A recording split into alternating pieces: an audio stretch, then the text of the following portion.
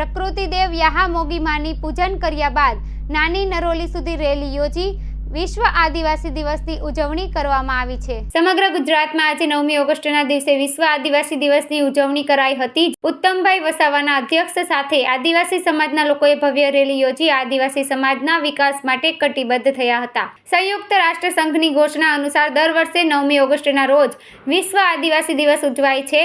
December 1994ના રોજ શરૂઆત કરવામાં આવી હતી, ત્યારે વર્તમાન સમયમાં જનજાતિની ઓળખ અને તેમના હકો માટે સંઘર્ષ ચાલી રહ્યો છે। ત્યારે આદિવાસી દિવસની ઉજવણીના ભાગરૂપે સુરત જિલ્લાના બારડોલી ખાતે વિચાર ગોષ્ઠીનું આયોજન કરાયું હતું। સરદાર ટાઉન હોલમાં આયોજિત ગોષ્ઠીનું જનજાતિ કલ્યાણ આશ્રમ ગુજરાત દ્વારા આયોજન કરાયું હતું। ગુજરાતભરમાંથી આદિવાસી સમાજ સાથે જોડાયેલા લોકો ગોષ્ઠીમાં જોડાયા હતા।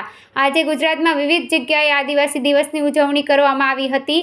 બનાસકાંઠા સહિત સમગ્ર ગુજરાતમાં આજે 9મી ઓગસ્ટના દિવસે વિશ્વ આદિવાસી દિવસની ઉજવણી કરાઈ હતી, જે અંતર્ગત બનાસકાંઠામાં પણ પાલનપુર અને અમીરગઢમાં આદિવાસી સમાજના લોકોએ ભવ્ય રેલી યોજી આદિવાસી સમાજના વિકાસ માટે કટિબદ્ધ થયા હતા। તો બારડોલીમાં એક વિચાર ગોષ્ઠીનું આયોજન કરવામાં આવ્યું હતું।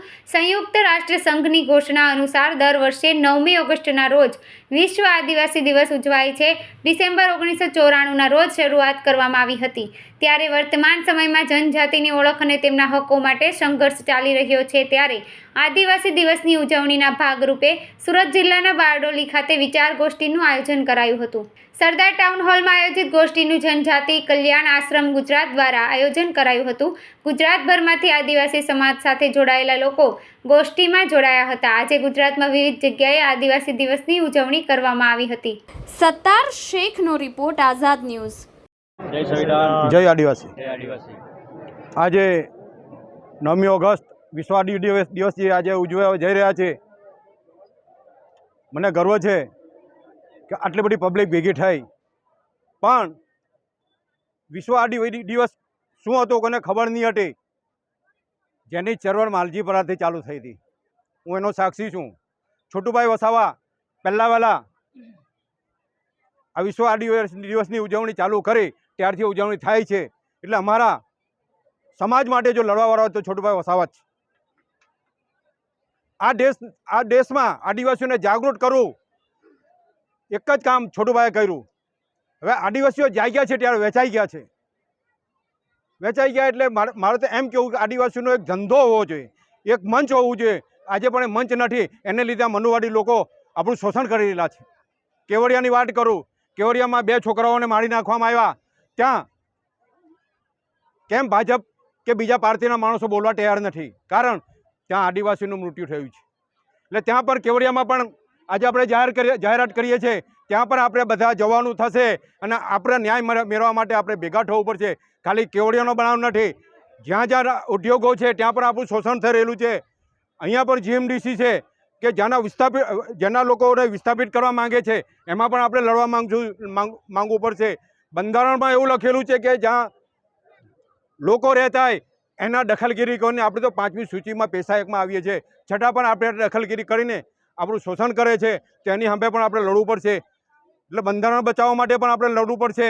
બંધારણમાં પણ હમણે જે એક નવો ચુકાદો આવ્યો છે, ચુકાદો આદિવાસી વિરુદ્ધ છે, એનો પણ અમે ઓખડીએ છીએ। જય આદિવાસી, જય સંવિધાન, જય જોહાર। હું એડવોકેટ સહદેવ વસાવા।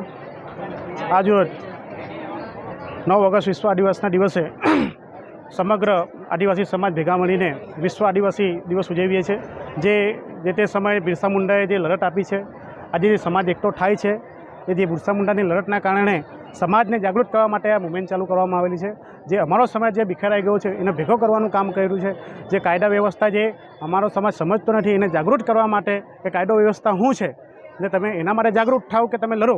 કારણ કે આ સરકારે કે ભવિષ્યની સરકારે આદિવાસીઓને અનપણ અને ઢોર ઢાકરને સમજીને જ ચલાવ્યા છે।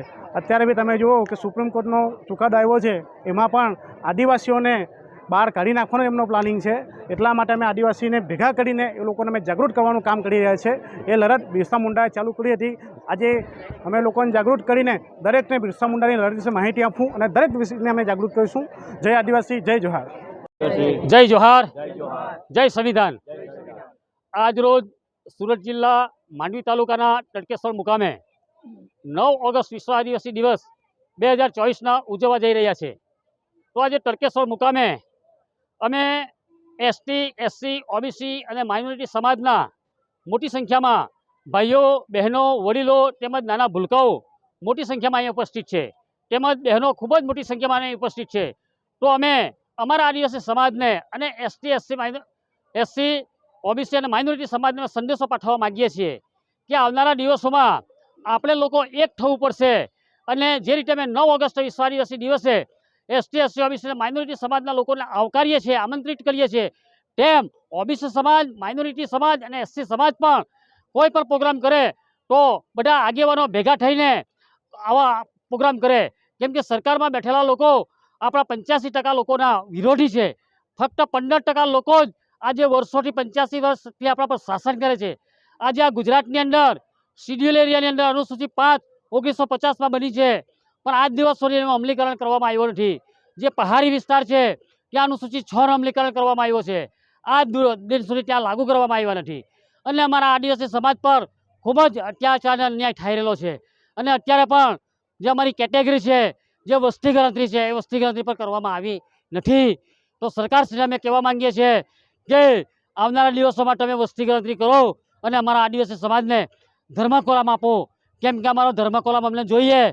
આગળના વર્ષોમાં બ્રિટિશ શાસન હતું ત્યાર પણ અમારો ઇન્ડિજિનિયસ પીપલ, ટ્રાઇબલ પીપલ, આ રીતે અમારો ધર્મકોલ હતો, અમારા આદિવાસીની ઓળખાણ હતી. પરંતુ અત્યારે આ મનુવાદી સરકાર અમારી ઓળખાણ ભૂસાવી નાખવા માગે છે. તમે લોકો આવા 9 ઓગસ્ટ કાર્યક્રમના બધા લોકોને આવકારીને અમે એક કાર્યક્રમ ઉજવીએ છીએ, ઉત્સવ ઉજવીએ છીએ કે જેનાથી એસટી એસસી ઓબીસી અને માઇનોરિટી સમાજ એક થઈને આવનારા દિવસોમાં જે મુંડીવાળી સરકાર છે, જે મનુવાદી સરકાર, મુંડીવાળી સરકાર, એની સામે આવનારા દિવસોમાં અમે એક થઈને લડવાના છે અને અમારા હક અધિકાર અમે લોકો લેવાના છે. અને આવનારા દિવસોમાં અમે રસ્તા પર ઉતરવાના છે. બસ આટલું કહીને વિરમું છું. બધા એસટી એસસી ઓબીસી અને માઇનોરિટી સમાજ સાથે સહભાગી બનીને રહે એવી અમારી આશા છે. જય આદિવાસી, જય જોહાર, જય સંવિધાન.